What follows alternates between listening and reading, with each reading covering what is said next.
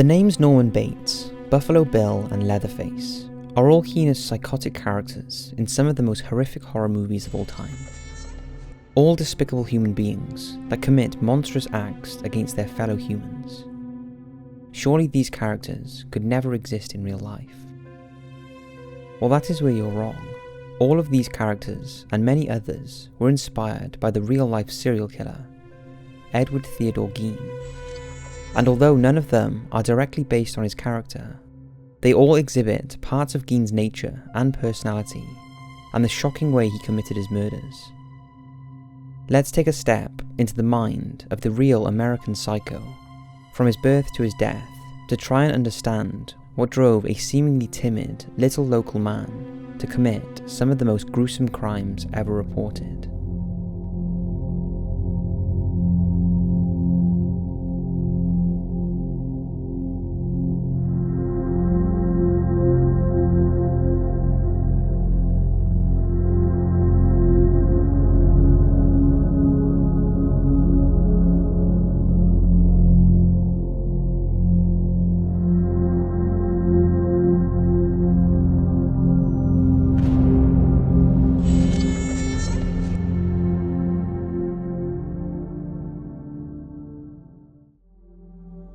The roots of Gein's murderous mind can be traced back to his parents.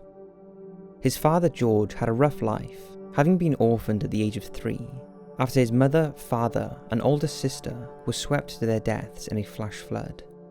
George was brought up by his maternal grandparents and grew up with low self-esteem, becoming heavily dependent on alcohol as he drifted through life. However, things changed for him when he met Ed's mother, Augusta, a fierce, stocky woman who was fanatically religious and obsessively outraged by the loose morality of the world she lived in. The unlikely pairing married on December 4th, 1899. Their marriage was far from perfect, with Augusta dominating the weak and unreliable George, and it wasn't long before his life became a misery. This resulted in his reliance on alcohol, which often ended in violence between the pair. But despite this loveless union, Augusta gave birth to their first child on January 17th, 1902, a boy they named Henry, who Augusta did not bond with. Because of her detachment from Henry, Augusta longed for another child, in the hope it would be a girl. When she fell pregnant again, she prayed every night that the Lord would bless her with such. However, this was not to be. On October 27th, 1906, in Lacoste County, Wisconsin, Edward Theodore Gein was brought into this world.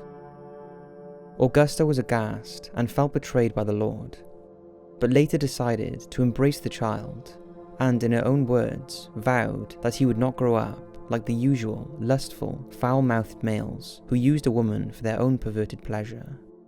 She was confident that Ed would be different. In Ed's early life, his parents owned a local grocery store, which they later sold and briefly moved to a small dairy farm near Camp Douglas, before making the permanent move to a farm in the town of Plainfield, Wisconsin. Augusta kept the household pristine, and the extreme remoteness of the farm meant she could keep herself and her sons away from what she described as the scandalous, low moral standards of the Plainfield townsfolk. As a Lutheran, she took it upon herself to take care of her son's religious and moral training.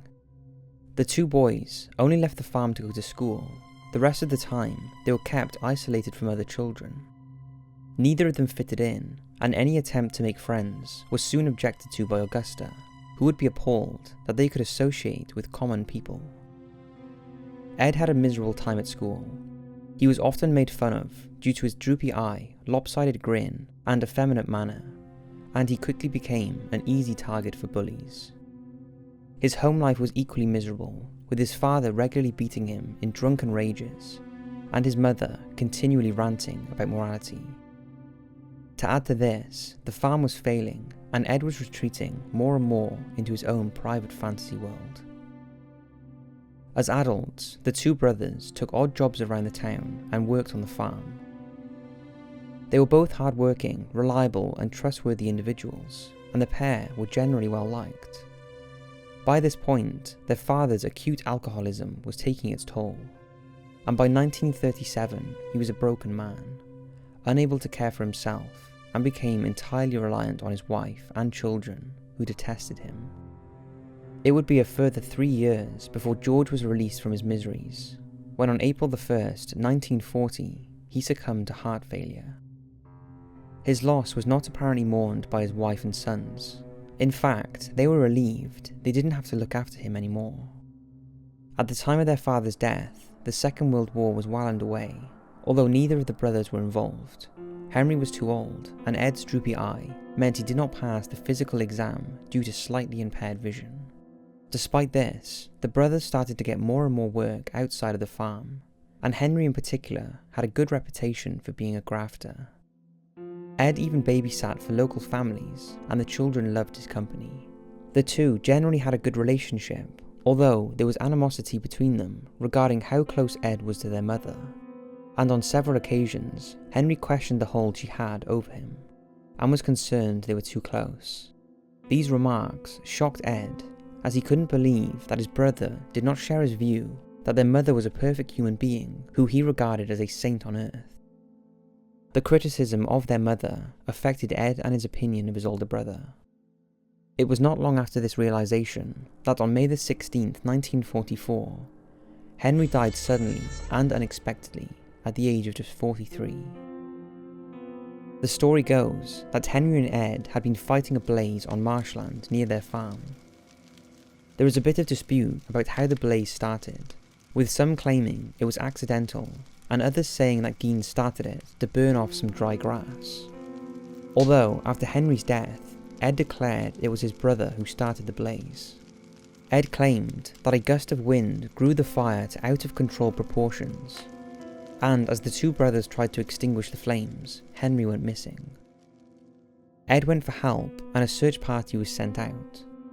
However, inexplicably, as soon as they arrived, Ed led the searchers straight to his brother's corpse, as if he knew exactly where he lay dead.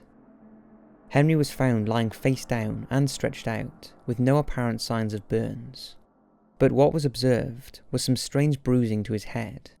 Despite this, the official cause of death was asphyxiation due to being overcome by smoke, falling and then hitting his head. Although it seems obvious today, at the time no foul play was suspected, and it was only years later that it was realised that Henry may well have been Ed's first victim. Similarly to the passing of his father, there was no outpouring of grief from Ed or Augusta, and it meant that Ed finally had his beloved mother all to himself. Ed adored her. She was the backbone of his life and had always kept everything going, both inside and outside the family farm. To Ed she was invincible, so when she suddenly became unwell, it came as a huge shock to Ed. He rushed her to hospital in his pickup truck, and it was confirmed she had suffered a massive stroke. Ed stayed at her bedside in the hospital for hours in the hope she would recover. Eventually she was discharged, but she was not the same formidable strength she used to be, and Ed had to give her around-the-clock care, catering to her every need. It's thought that seeing his mother in this helpless state gave him a strange sense of exhilaration, thinking it was a chance to prove to her that he was a dutiful son, and perhaps for her to show him some affection. However, this was not the case, because although Augusta did make a reasonable recovery, she did not show the son who devoted on her 1 ounce of appreciation for the care he had given her. Thanks to Ed's care, his now healthy mother was back on the warpath, and in the winter of 1945, she accompanied her son to a nearby farm to pick up some straw. As they drove into the yard, the farmer and his wife were having a furious argument after he beat a puppy to death. The sight of the man's wife, who Augusta believed was a harlot, upset her so much that less than a week later, she suffered another catastrophic stroke. This time, she did not survive, and on the 29th of December 1945, at the age of 67, Augusta was dead, and Ed was all alone. At her funeral, he cried uncontrollably and was totally unable to control his grief. He had lost the only thing in life that he loved. Ed would spend the rest of his life trying to replicate his mother in the most horrific ways imaginable. After her death, those living in the tight-knit community of Plainfield could see little change in Ed, Apart from him looking slightly more rough than usual, he was still the polite, slightly awkward but helpful chap they had always known. Few could realise what madness was rattling around in his brain. Many of the locals felt sorry for Ed, living his solitary bachelor life in the now run-down farm, although some of the local women had said they felt a little uneasy around him, as he had a tendency to stare at them with his droopy eyelid and lopsided smirk. He also became the target for many practical jokes with the local farmers he helped out, who considered him the perfect patsy to pick on. Back in his farmhouse, Ed boarded up rooms used by his mother, including the upstairs, downstairs parlour, and living room, leaving them untouched for years. While the rest of the house became increasingly squalid, these rooms remained pristine. But as the years passed, Ed retreated more and more from society, spending hours alone, reading his true crime magazines, articles about cannibalism, grave robbing, and sexual mutilation. Only occasionally did he venture out to do the odd job or pick up supplies, although he was known to frequent Mary Hogan's Tavern, a place that was over 7 miles from his home. The reason for this was his fixation on the owner, who bore a striking resemblance to his dead mother. For Ed, his life was painfully empty without Augusta, and his growing resentment of the villagers who teased him was reaching boiling point. One afternoon in May 1947, a little girl named Georgia Wexler went missing. She was dropped off by a neighbour near her Wisconsin home and was never seen again. She was just 8 years old, and there was speculation that she had been snatched by a person of deviant mind. Over the next 5 years, there were 4 more unexplained disappearances in Wisconsin, including teenage babysitter Evelyn Hartley, whose heavily blood-stained clothing was found, but her body never was. Then there was Plainfield residents Victor Travis and Ray Bergs. The two disappeared after leaving Mac's Bar in Plainfield, and their bodies were never recovered. However, it was the disappearance of tavern owner Mary Hogan on the 8th of December 1954 that baffled the police the most. Found on the floor of the tavern was a pool of blood and a spent .32 caliber cartridge, but no sign of Mary, and despite appeals and searches a year on from her disappearance, the police had no clue about what had happened to her. In the years that followed Mary's disappearance, the locals often talked about her, and on the rare occasions that Ed made an appearance in the town, locals recall him making the same joke about her. "She's not missing, she's down at the farm now." Of course, no one believed him, thinking it was just oddball Ed making one of his inappropriate remarks. However, strange rumours started circulating the town of Plainfield. They were started by local youngsters who had visited Ed at his now dilapidated farmhouse. They claimed they had seen shrunken heads in his home. Eddie was telling the children that the heads had been sent to him by his cousin who had fought in the Philippines during the war. No one thought too much of it, just thinking it would be typical for him to collect such macabre souvenirs, and it became a running joke with the locals. On the 16th of November 1957, the majority of the male residents of Plainfield were participating in the annual 9-day deer hunting event that Ed did not participate in. With all the locals out the way, Ed ventured into the town and paid a visit to Warden's hardware store that was run by widow Bernice Warden. Ed knew very well that the heavily built 58-year-old Mrs. Warden would be alone. Initially he bought some antifreeze, but he later returned to the shop on the pretense that he wanted to trade in his rifle. It was on this occasion that Ed shot Bernice dead. When her son Frank came home from the hunt, he discovered the blood-splattered shop and realised something was terribly wrong. When the police arrived, the deeply distraught Frank immediately told police he's done something to her. When they inquired who had done something, he replied, Eddie Gein. The revelation caused a rush of activity in Plainfield as law enforcement officers converged on the town with one goal in mind: to locate Bernice Warden and bring Gein in for questioning. After calling at Gein's farm, they realised he wasn't there, and made their way to the Hills residence, a place Gein was known to frequent. They were right, Gein had been there after helping to install a car battery. He had stayed for supper and was just about to set off in his car with one of Hill's sons. After asking only a few questions, officers knew they had their man. The sheriff in charge of investigating Mrs. Warden's disappearance was Arthur Schley. He was aware that Gein had been apprehended, and so accompanied by Captain Schauffurster, the pair headed out to Gein's farm to see if they could find anything. As the officer approached the dingy place that Gein called home, they could never have prepared for what they would discover. As they entered the property, shining their flashlights at the junk-ridden floor, Schley felt something graze him. As he turned around to see what it was, he could see something hanging by its feet. It had been slit down the middle, gutted like an animal, and had no head. But this was no animal. It was the mutilated body of a female. It was Bernice Warden. Schley could hardly believe what he had seen. He fled the house, fell to his knees in the snow, and was violently sick. Schauffurster immediately radioed for help. The two men then tentatively re-entered the house. The smell was putrid, the filth was overwhelming, and it was hard to believe any human could live in such squalor.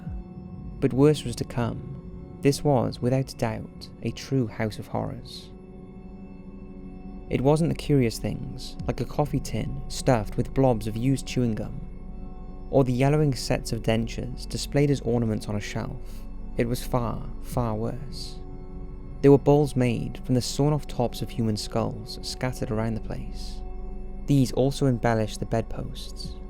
There were 4 chairs that were covered in strips of human flesh, lampshades, waste buckets, and other artifacts, all honed from human skin.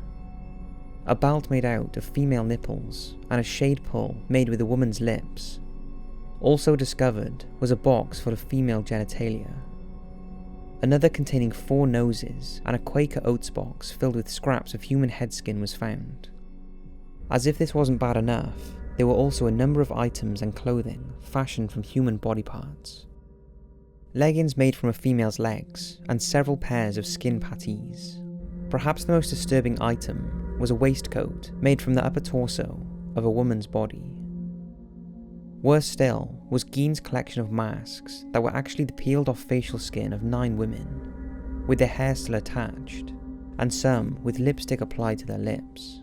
One poor officer had a shock when he uncovered a paper bag containing a mask honed from the skull of missing tavern owner Mary Hogan. The recently butchered Mrs. Warden's heart was also found in a bag by the stove. Her still warm entrails were wrapped in newspaper, and her head was discovered in a feed sack. It was spotted when an officer noticed steam rising from the sack. When the head was retrieved, they noticed each ear had a bent-up nail sticking out, with a length of twine connecting them. Gein had obviously intended to hang it up along with all of his other grotesque trophies. In fact, so many body parts were discovered, it was impossible to determine how many victims there were. Although it was apparent, there were an array of bones, skin, breasts, genitals, noses, heads and lips belonging to females. All of these horrific bits and pieces were found in the confined area that Eddie lived in within the house.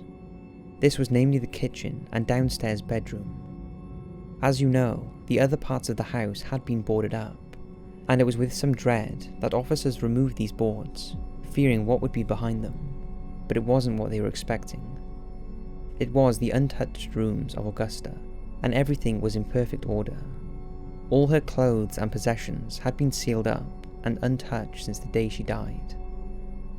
Gein was now in custody and locked up in the jailhouse, close to where Sheriff Schley and his family lived, although he was still not confessing.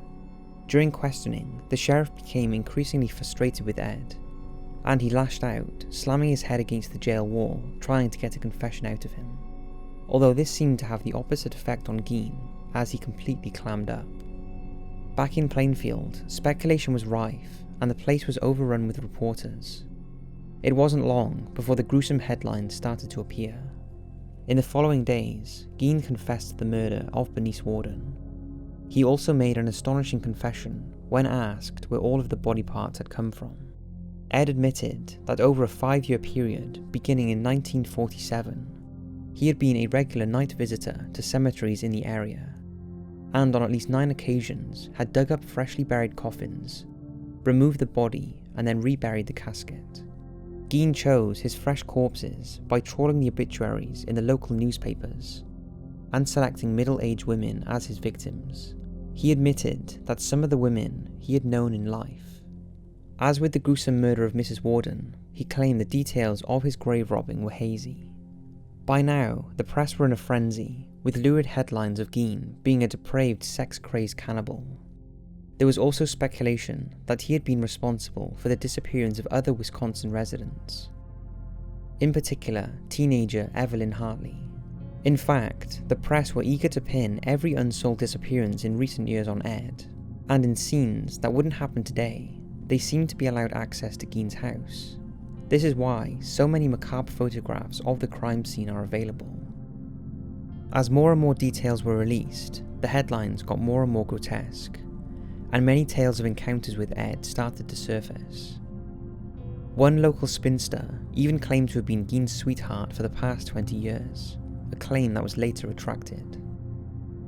During interrogation, and even a lie detector test, Gein would willingly admit to some of the more perverse things he did with the body parts, but was less forthcoming when it came to murdering anyone, despite the overwhelming evidence. He also willingly explained his grave robbing, admitting that he would often dig up a body and just take the bits he wanted. This was usually the head and genitals, then he would rebury the body as if nothing had happened. He also confessed to wearing the human masks and mammary vest that he had created. People were confused as to whether Ed was truly insane or a cunning manipulator of the truth, as throughout his interrogation he remained the meek, mild little man who never swore, was polite and well-mannered, while casually confessing to a string of unparalleled perversions. Eventually Gein admitted to both the murder of Mary Hogan and Bernice Warden, and was charged with 2 counts of first-degree murder and 1 of armed robbery. He was nicknamed the Plainfield Head Collector by the press, and they also noted that Ed seemed to be enjoying the attention. He was now clean-shaven and smarter than usual, and would smile broadly for the waiting press. Some even speculated that Ed had unburdened his mind and was comfortable and happy with himself. Ed's attorney, William Balter, informed him that he would enter a plea of not guilty by reason of insanity. In the aftermath of Gein's confessions, the residents of Plainfield were finding it hard to grasp that Gein was capable of robbing graves, and the thought of their dead mothers, daughters and sisters' bodies being ravaged in such a perverted way, and then being used as part of Gein's macabre decor, was unthinkable, and they wanted proof. So when Gein readily offered authorities a list of names and dates of the graves he desecrated, it was decided that 2 graves in Plainfield Cemetery would be exhumed. The first was 52-year-old Eleanor Adams, whose grave was right next to Gein's parents, Augusta and George. It was speculated that the second was Gein's mother, although this was denied. Digging began to exhume Mrs. Adams' coffin.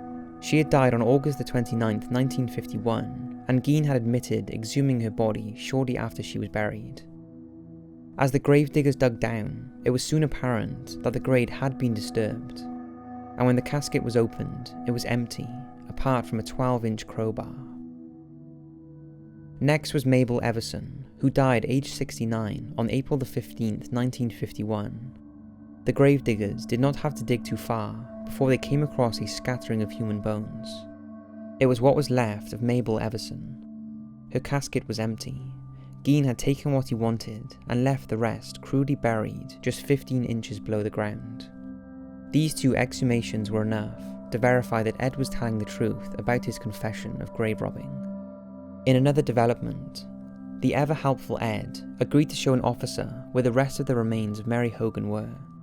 He accompanied the officer back to his farm and directed him to an ash heap where he explained he had cut Mary up and crated her on his pot-bellied stove, then put them on the ash heap. Later, another woman's body was discovered in a garbage trench on Gein's land. It was another of his dug-up corpses. When questioned, Gein denied any sexual activity with the corpses, claiming they smelled too bad. In fact, Gein admitted he had never had a sexual relationship with a man or woman, and despite speculation that he could not have dug the graves alone, he insisted he had. Gein also denied he had any involvement with the disappearance of Evelyn Hartley, Georgia Wexler, or the two hunters, although it's widely believed that he was responsible for these as well. Ed was moved to Central State Hospital for the criminally insane, where he underwent vigorous testing and was considered to be physically in good shape, although he frequently complained of headaches and nausea and a constant bad smell of what he described as rotting flesh. However, his mental state was more complex, and he was judged to have had a schizophrenic personality with neurotic manifestations and the inability to look at situations realistically. After extensive testing, it was concluded Ed Gein was indeed insane. This news angered the residents of Plainfield. After all, they had known Ed all his life, and although he was an oddball, they did not consider him insane. They believed he would escape punishment if this was ruled at his trial. Ed remained at Central State Hospital until his insanity hearing on November 21st, 1957. The courtroom was packed, and many remarked that hospital life was suiting Ed, as gone was the gaunt, skinny man. At the hearing, Gein was declared too insane to stand trial, and he was recommitted to Central State Hospital indefinitely. The town of Plainfield would never be the same again, and press and sightseers flocked to the area to catch a glimpse of Gein's farm and the cemeteries. Gein's possessions and the farm were set to go up to auction on March 30th, 1958, and people flocked to view the items. The proceeds of the sale were to go to meet the lawsuits from Gein's victims' families against his estate. However, on March 20th, Gein's farm was set ablaze and burned to the ground. Although arson was suspected, it was never proven and never properly investigated. When Ed was told of the fire, he simply said, "Just as well." The auction of his vehicles and other possessions, including his car, still went ahead, and in a ghoulish money-making bid, it was purchased by sideshow exhibitor Bunny Gibson. Bunny went on to turn the car into a macabre exhibition, charging 25 cents a go. On its first show, over 2,000 people decided to take a look. The total proceeds raised by selling what was left of Gein's possessions was $5,375. $300 was put aside for Gein's funeral, and the rest went to the lawsuits. With Ed safely locked away, he became a local legend, and was the subject of many jokes and scary stories. The children had their very own real-life boogeyman. However, what brought the name of Ed Gein well and truly into the public eye was in 1960, Alfred Hitchcock released the original slasher film Psycho, a movie that was inspired by a novel by Robert Bloch that was based on the heinous crimes of Ed Gein and his obsession with his mother. In the same year, men working near Gein's farm noticed that dogs were digging out a patch of land. After they went to investigate, they dug up a pile of human bones, including ribs, arms, legs, and a pelvis. These were added to Gein's other pile of bones that was still at the crime lab. These remains were quietly reburied in 1962. Meanwhile, Gein had adapted well to his new life in Central State Hospital. He had spent days reading and doing odd jobs. Considered a model patient, Gein was one of the few at the hospital that did not require drugs to keep his madness under control. He had also become a bit of a celebrity with journalists, magazine writers, and sociologists, clamoring to get an interview with him. Unbelievably, he even received fan mail and had women requesting locks of his hair.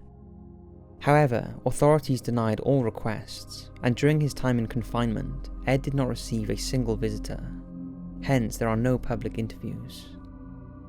However, news of Gein's comfortable life angered Plainfield residents, and led to even more claims that Gein was not crazy after all, and that he should be tried in a court of law for his heinous crimes. In 1968, psychiatrists deemed that Gein had recovered enough to stand trial. So in January 1968, Gein appeared in public for the first time in 10 years, when he attended preliminary proceedings leading up to his trial date. His appearance came as a shock, He was now a clean-shaven, smart, healthy-looking man, who was a far cry from the scruffy, gaunt man previously seen in public. The trial was set for November and lasted just a week, in which several witnesses gave evidence, and Gein himself took the stand. When questioned, he maintained that Mrs. Warden was shot by accident, and what happened next he can't remember, as the sight of blood caused him to black out, and everything was hazy. He also said he couldn't remember butchering Mrs. Warden's body and hanging it on a hook. Ed was found guilty of the first-degree murder of Mrs. Warden, however, was now declared insane at the time of the killing, so was deemed not guilty by reason of insanity. Meanwhile, he was convicted and acquitted on the same day and sent back to Central State Hospital for another undefined period. Before Gein was taken back to the hospital, the press were granted their interview with Ed. To many, it was incomprehensible that this shy, polite man could be capable of the atrocities he committed. When asked how he felt, he replied he was relieved and looking forward to going back to hospital, saying they treat you pretty well there. He also laid the blame for his actions on the place he lived, and if the locals had been friendlier to him, he wouldn't have acted the way he did. It was thought that this was the end of one of the most heinous crimes in history, but they were wrong. In a shock move in 1974, Gein filed a petition to be freed, claiming he had now fully recovered and that there was no reason for him to be in hospital. Ed Gein wanted out. On June 27, 1974, he attended a hearing in a bid to be released back into society. As he laughed and joked with reporters on his way to court, to the outside world, Gein did in fact appear to be normal. But chillingly, experts deemed that beneath the calm, polite exterior, there was still a seething madman lying within, and Gein was still deemed to be a threat to society. His bid for freedom had failed, and he was returned to Central State to resume his life. He stayed there until 1978, when he was moved to Mendota Mental Health Institute. By this time, he was 72, and his health was failing. He lived another 6 years before finally succumbing to senility, cancer, and ultimately respiratory failure. Ed Gein died on July 26, 1984, at the age of 77. Gein's death left a lot of unresolved mysteries. It was never established exactly how many women, and possibly men, fell victim to him, but there was almost certainly more than the 2 he confessed to. Another untalked about death was also attributed to Gein. Sheriff Art Schley, who died of heart failure at the age of 43. It was said he was so traumatized by what he had seen in Ed's home, and the stress of interviewing him had led to his early demise. Many still believe Gein was also responsible for the disappearance of those 2 girls and the hunters. Edward Theodore Gein, a man who single-handedly caused terror to a small town in Wisconsin. A man who is the baseline for some of the most terrifying horror movie characters we see today, was buried in Plainfield Cemetery, the scene of his grotesque grave robbing. Laying beside him is perhaps the woman responsible for moulding Ed into what he became. He was finally reunited with his beloved mother.